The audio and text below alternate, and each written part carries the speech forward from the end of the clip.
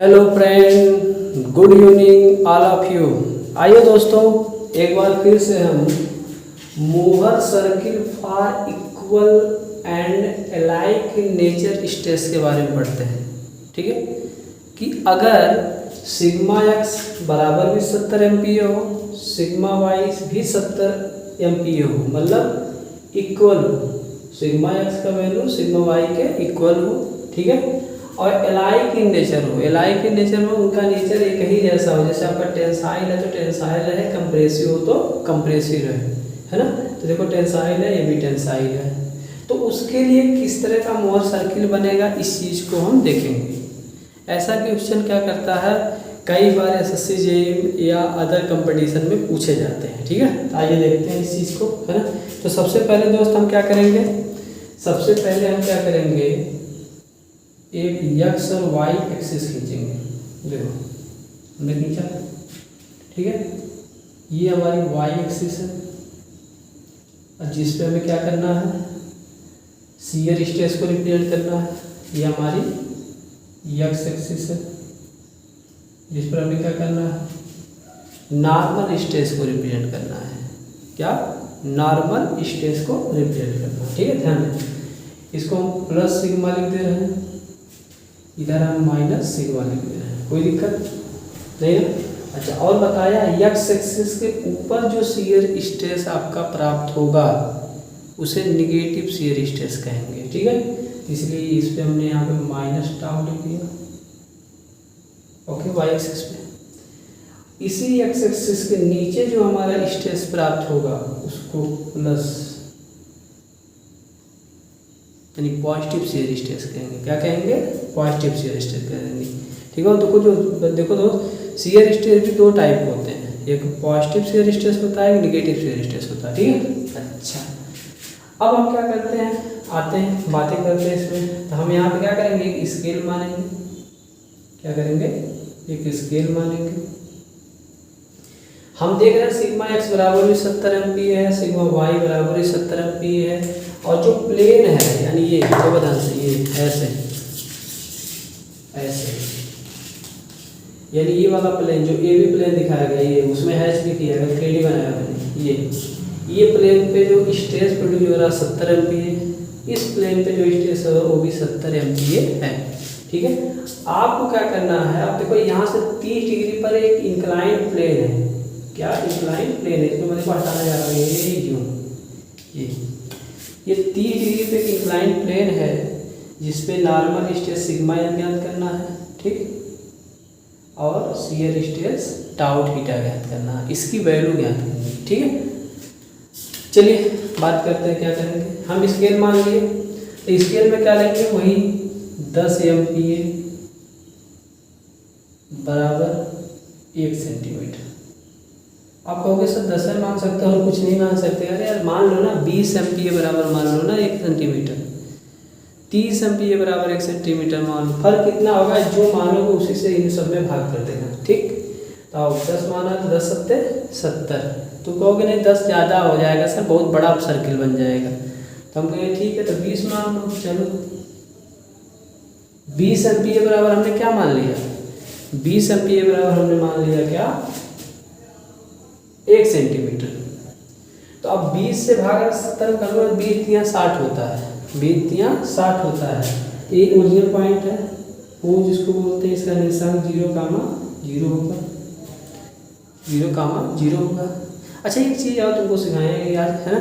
अगर इस प्लेन पे देखा जाए तो हमारा कोऑर्डिनेट क्या मिलेगा, 70, 0 मिलेगा। क्या मिलेगा, 70, 0 मिलेगा। इस पे क्या मिलेगा, 70, 0 मिलेगा। तो अब उसमें भाग करोगे आप, यहाँ से 7 सेंटीमीटर, एक बार 3.5 जो भी होगा आपने काटा, यहाँ पे एक पॉइंट है, एक यहाँ पे आया। अच्छा, फिर आपने क्या किया, फिर इसमें भी भाग दिया, फिर उसी पे आया वो पॉइंट, बी पॉइंट भी इसी को ओवरलैप कर गया, बी पॉइंट भी उसी पे क्या किया, ओवरलैप कर गया उसी पॉइंट पर। तो आप देख क्या रहे हो, आप देख ये रहे हो कि जो सिग्मा एक्स की वैल्यू है यहाँ पे,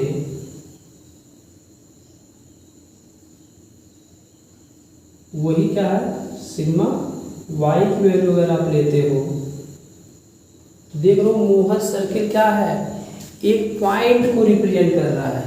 मोहर सर्किल एक पॉइंट को रिप्रेजेंट कर रहा है, यानी मोहर सर्किल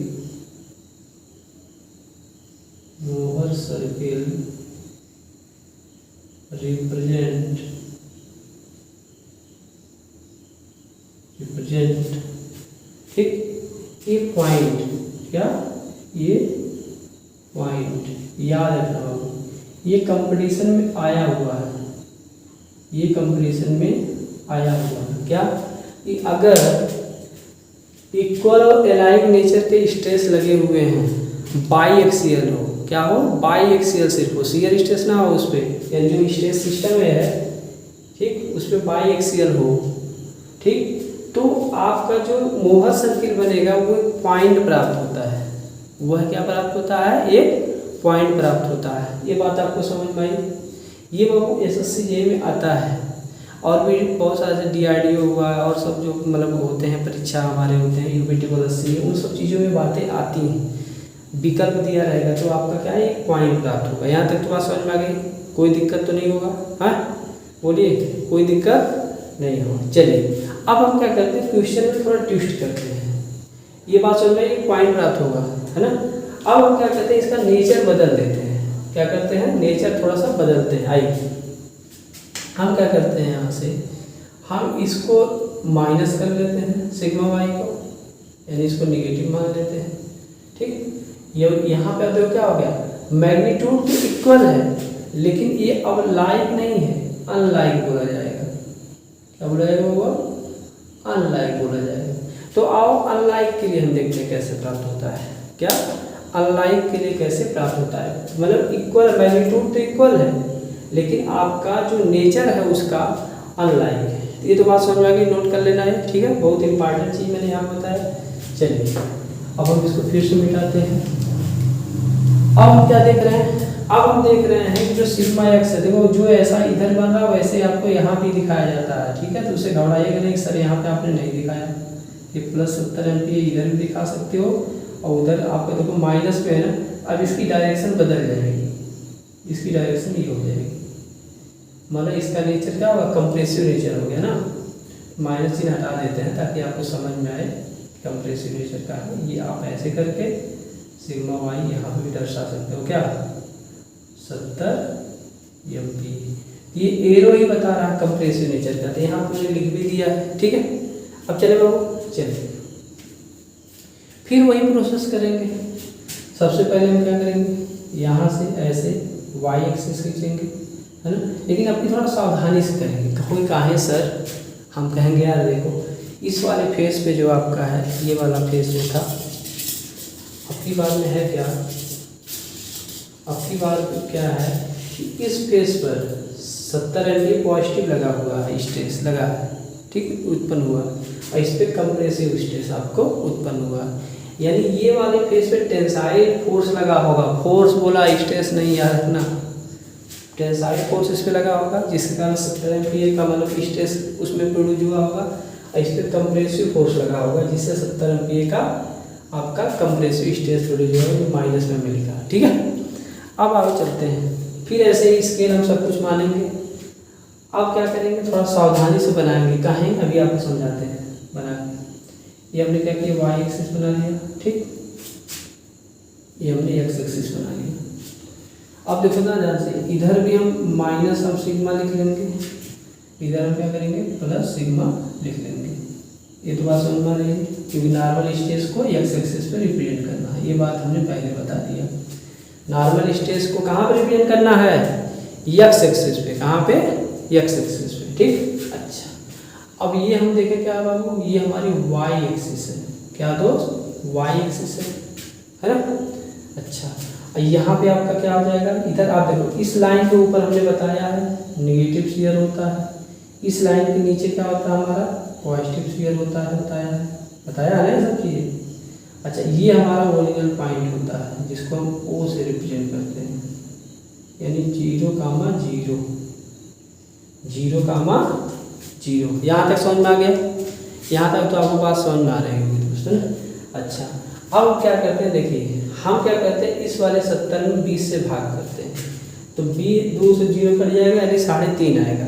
तो कंपास लेंगे, कंपास मतलब प्रकार, ठीक है, स्केल लेंगे, वो जो पटरी होती है, ठीक है, उस पर क्या करेंगे 3.5 सेंटीमीटर दूरी नाप लेंगे, ऐसे ऐसे नाप लेंगे। और नापने के बाद आप ये वाला जो वो पॉइंट ओरिजिनल पॉइंट ऐसे लेके चाप लगा देंगे। हमने देखो यहाँ पे चाप मान लो लगा दिया, ये मान लिया इस पॉइंट को ए, क्या मान लिया वो पॉइंट ए मान लिया। ध्यान से सुनना मेरी बात।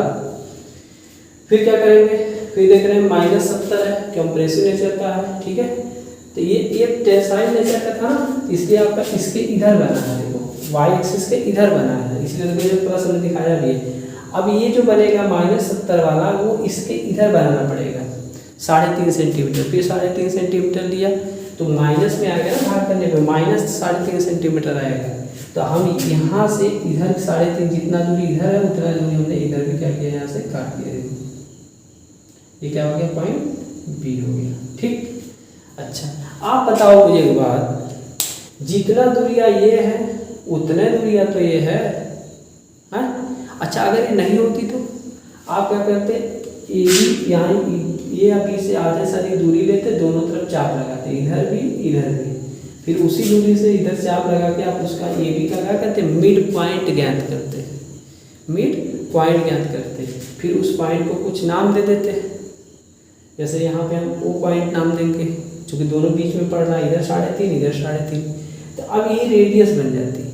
अब ओ ए या ओ बी को लेके आप क्या करते हैं, यहाँ से ऐसे सर्किल खींच देते हैं, ठीक है। तो हम सर्किल खींचने के लिए क्या करते हैं, हम यूज करते हैं क्या, अपना चौका, जिस पे रोटी बनाते हैं, ठीक है, आओ बनाते हैं उसको चौका से। ये मेरा चौका रहा, ठीक। अब हम क्या करते हैं, इसको यहाँ पे बनाएंगे, देखो हमने यहाँ पे ऐसे लगाया, ये ठीक है दोस्त। अब हमने क्या किया, ऐसे ऐसे ऐसे बना दिया, देखो सर्किल हमारे बन के तैयार हो गए, ठीक। अब देखो, अब हम मानेंगे कि ये वाला पॉइंट हमारा कौन सा था, ये बी पॉइंट था, ये वाला पॉइंट हमारा यहाँ क्या था, ये पॉइंट, ध्यान दीजिएगा ये पॉइंट, ठीक। अब देखो ध्यान से, अगर बाबू देखा जाए तो मैंने आपको जब जनरल केस इसका पढ़ाया है, जहाँ पे आपका ये जो स्टेज सिस्टम है, इसमें आपके जो पाई एक्सियल प्लस सीयर यानी कम्प्लेक्स की कंडीशन जो थी, है ना, उस समय ने पढ़ा था, इस पर सीयर स्टेज ऐसे लगे होते थे, इधर ऐसे लगा होता था, इधर ऐसे लगा होता था, ऐसे लगा था। उस कंडीशन जब हमने इसको पढ़ाया था आपको, तो आपको बताया था, उसे जनरल केस बोला था, उसे क्या बोला था, जनरल केस बोला था। अच्छा अब अगर ध्यान से देखो, ये 30 डिग्री है, ये वाला एंगल 30 डिग्री बनेगा, ये भी, तो यहाँ का जो एंगल 30 डिग्री है, यहाँ का एंगल जो 30 डिग्री है, इस प्लेन से यानी ए बी प्लेन से क्या कर रहा है, 30 डिग्री ऐसे इंक्लाइंड है, तो ए बी प्लेन क्या रिप्रेजेंट कर रहा है, यहाँ से ओ ए। अब ओ ए से क्या करो, 30 डिग्री पे एक लाइन खींचो, ओ ए से 30 डिग्री पे एक लाइन खींचो। तो 30 डिग्री पे नहीं खींचा जाएगा मोहर सर्किल में, हमने बताया है कि जो स्टेट ऑफ स्टेज जो होता है, यानी स्टेज सिस्टम में जो एंगल होता है, मोहर सर्किल जब खींचते हैं तो उसमें दुगना खींचते हैं। क्यों खींचते हैं, आप देख लो ना, यहीं पे आप देखो, इसको आपको इस पॉइंट में क्या नाम है आपका, इस पे जो स्टेज लगा हुआ इस पे, यानी ये क्या +70 है, +70 एमपीए, और कामा 0 यानी सीयर स्टेज यहाँ क्या है, 0, सीयर स्टेज क्या है, 0 है। और यहाँ पे देखो इस वाले पॉइंट पे, ये भी क्या है आपका है 70, यानी कि -70 है आपका, या 70 दशा, क्योंकि इधर आपका क्या होगा, वही होगा 70 कामा 0। तो ये सब क्या होंगे आपके, ये आपका मैक्सिमम सीयर स्ट्रेस होगा, ये मिनिमम सीयर स्ट्रेस होगा अभी, ठीक, ध्यान समझिएगा। अगर हम सेंटर की बात यहाँ करेंगे तो सेंटर हमारा 0,0 होगा, सेंटर हमारा क्या होगा, 0,0 होगा। अभी सारी एनालिसिस करेंगे, पहले आप पढ़ लेते हैं। तो हमारा यहाँ से ओ ए आपका क्या होगा, ओ ए आपका ये प्लेन होगा, ए बी से आपका ये 30 डिग्री है, हम यहाँ से 60 डिग्री पे एक एंगल खींचेंगे, ये हमने 60 डिग्री का बनाया। ये जहाँ काटा इस पॉइंट पे नाम दे देते हैं बी, क्या नाम देते हैं, बी। कोई दिक्कत, बोलो, ये बात समझ में आई? हाँ, अब हम क्या करें यहाँ से, अगर हम यहाँ से चाहें तो ये ऐसे लंबा, इस पॉइंट को मैं मान लेता हूँ डी। क्या मान लेता हूँ, डी। तो यहाँ से आप देखिए ये आपका ऐसे हो जाएगा, ठीक। अब अगर आप बात करो मुझसे, तो ये जो आपका पॉइंट मिलेगा सिग्मा एन कामा टाउ थीटा, सिग्मा एन कामा टाउ थीटा। आप ध्यान से देखिए, यहाँ से ओ से डी, ये किस चीज़ को रिप्रेजेंट करता है, वो सिग्मा एन को, किसको, सिग्मा एन को। आप यहाँ से देखिए ये वाली जो दूरी है बी डी, वो दर्शाती है किसे, टाउ थीटा को। आप देखिए यहाँ से ओ से बी तक की दूरी को, तो ये दिखाता है आपको किस चीज़ को, सिग्मा आर को, सिग्मा आर, ठीक। तो अगर हम यहाँ से निकालना चाहें, तो सिग्मा एन, देखो सिग्मा एन अगर निकालना चाहते हो, कुछ नहीं करना है, आप ओडी को नाप लो, ओडी को माप लो। मान लो सपोज डेट में मानता हूँ, आप नापिएगा, मैं अपने से लिख रहा हूँ, बता दे रहा हूँ भाई।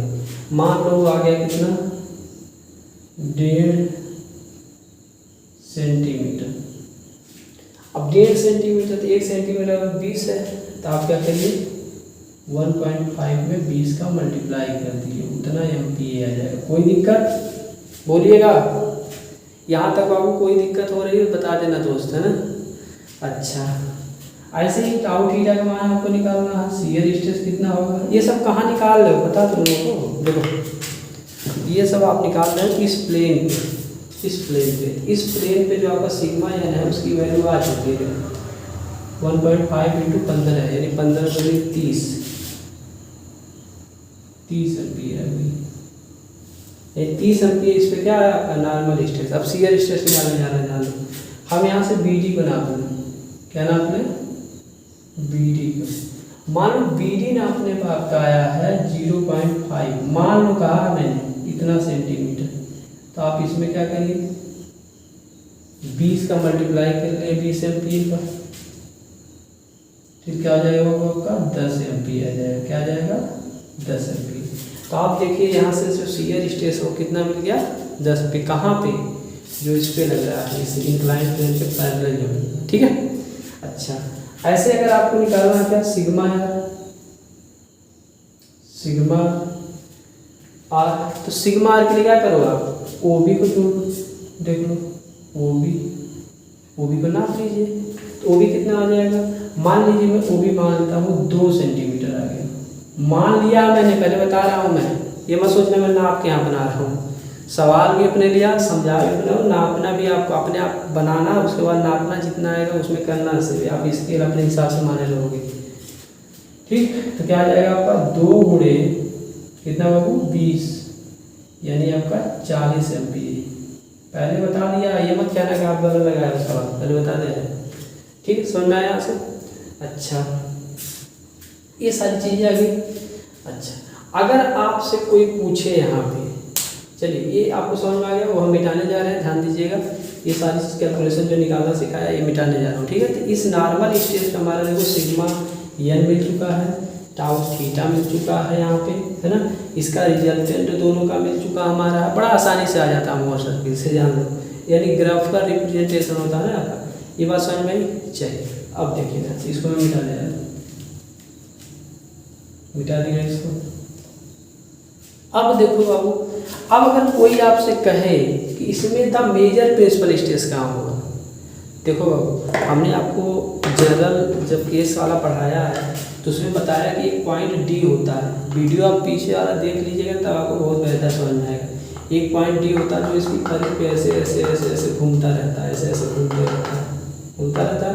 तो यही पॉइंट घूमते घूमते जब यहाँ पे आ जाता है, यानी एक्स एक्सिस पे, एक्स एक्सिस से वाई एक्सिस से एक्स एक्सिस पे आ जाता है, तो यहाँ पे शियर स्ट्रेस का मान 0 हो जाता है। देखो शियर स्ट्रेस का मान 0 है, और यहाँ पे भी एक्स एक्सिस ऐसे हो जाती है, यहाँ पे शियर स्ट्रेस का मान 0 हो जाता है, क्योंकि हमने ही आपको बताया है पहला जो कोऑर्डिनेट होता है भुज को दर्शाता है, और दूसरा जो कोऑर्डिनेट होता है वो कोड को दर्शाता है। तो भुज जो होता है नॉर्मल स्ट्रेस को दर्शाता है, और कोड जो यहाँ पर होगी आपका क्या होगा, आपका शियर स्ट्रेस। जब शियर स्ट्रेस 0 होगा इसका मतलब प्रिंसिपल प्लेन है। ये क्या है आपका, ये पॉइंट आपका दिखाएगा वो प्रिंसिपल प्लेन है, क्योंकि प्रिंसिपल प्लेन वो होता है जहाँ पे शियर स्ट्रेस का मान 0 होता है। और किसी पॉइंट पे देख लो आप, मैं मानता हूँ यहाँ कोई पॉइंट है यहाँ पे, अब देखो यहाँ से लंबा कुछ आपका शियर स्ट्रेस मिलेगा, नॉर्मल स्ट्रेस घटेगा। ऐसे आप कहीं पे भी पॉइंट ले लो बाबू, इसमें कहीं पे भी मैं कह रहा हूँ, देखो कहीं पे भी ले लो, देखो ये सब चीज़ें वैसे लम डालते जाओगे, ऐसे जाओगे, ये लाइन देखो सबसे बड़ी मिलेगी, ये शियर स्ट्रेस की लाइन है। यहाँ पे शियर स्ट्रेस क्या होगा, मैक्स होगा, ये जो देख रहे हो आप, ये बात में समझ आ रही है। आप यहाँ पे देखो शियर स्ट्रेस मान ऐसे ऐसे करते जाओगे तो यहाँ शियर स्ट्रेस मान क्या हो रहा है, 0 हो जा रहा है। इसका मतलब ये क्या सिग्मा 1 है, क्या है सिग्मा 1, जो वैल्यू कितनी यहाँ पे है 70 MPa, कितना है 70 MPa। इसी को कहते हैं द मेजर प्रिंसिपल स्ट्रेस। क्या कहते हैं, जब मेजर प्रिंसिपल स्ट्रेस। ठीक, अच्छा ऐसे ही अगर मैं बात करूँ सिग्मा 2 की, कोई पूछे सिग्मा 2 का होगा तो आप कहोगे सर वो मिनिमम होता है, तो आपका ये मेजर प्रिंसिपल स्ट्रेस हो ही गया। तो यहाँ से आपका देखो, आपका ये आपका 180 डिग्री पे बना हुआ है, यानी ये आपका बनेगा आपका तो -70 MPa जो आपका बन रहा है वो क्या होगा, द माइनर प्रिंसिपल स्ट्रेस होगा। क्या होगा, द माइनर प्रिंसिपल स्ट्रेस होगा। बोलो ये सब समझ में आ रहा है तुमको। अच्छा अगर हम शियर स्ट्रेस की बात करें, टाउ की मैक्सिमम, टाउ मैक्स की यहाँ पर बात करें, तो बाबू यहाँ से ये जो डिस्टेंस देख रहे हो, ठीक, वो क्या होगी, टाउ मैक्स होगी, यानी जो वैल्यू आएगी वो क्या आएगी आपके यहाँ से, देखो फार्मूला होता है sigma 1 minus sigma 2 by 2 tau max याद करो।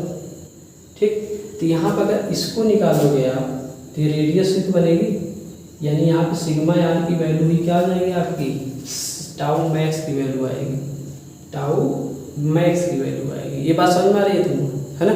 इस तरह से सारी चीज़ें आप आसानी से निकाल सकते हो, कोई दिक्कत होनी चाहिए, बताओ। अच्छा यहाँ पे सेंटर कोई पूछता है, सेंटर आपको क्या आ जाएगा बताओ, आपका यहाँ पे 0 कामा देखो 0 आया हुआ है, 0 कामा 0 आया हुआ है। ठीक, ये बात समझ में आई कि नहीं आई पहले बताओ। चलिए ये बात समझ में आई तो आज के लिए इतना ही, अगले वीडियो में फिर हम सवाल करवाएंगे। ठीक है, थैंक यू।